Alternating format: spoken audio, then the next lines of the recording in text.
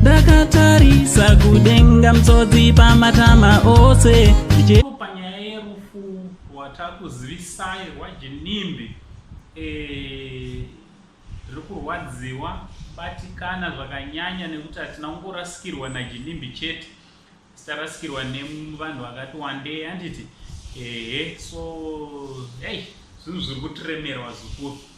Alright, ndisanda kuudza izvi nyaya dzachona ndinokurudzira kuti chisubscribe pachannel panapa kana wanga usati wadii wasubscribe woisa notification bell kuti kuti nyaya dzacho patinenge tichikuigiraika you be notified handiti dzinobva dzangowirawo pagadget pako.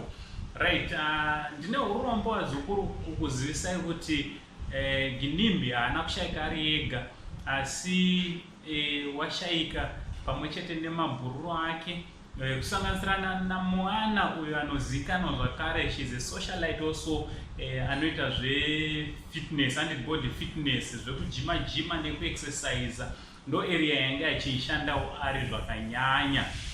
So vazukuru chinhu chinondirwadza toannounce kuti zvoni Ginimbi paashaika vanga vari vese motikari imomo, motikari yatsva ikaparara, vakatsviramo motikari vakafiramo.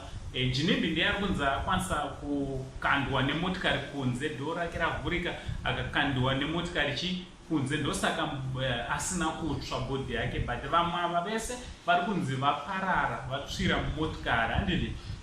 So ndo zvatangoti kuupdatera zvikuru kuti tavingwa negore dema rakasimba rine mumvuri wakaoma zvikuru, tarasikirwa nevanhu vakawanda patsaona imwe chete. Iri kunzi yaita zvaitika ndezvekuti ihead on kureva kuti motikari dzarovana, asi mune imwe motikari muri kunzi driver ndiye achiri mushoko but haana kufa mupenyu handiti.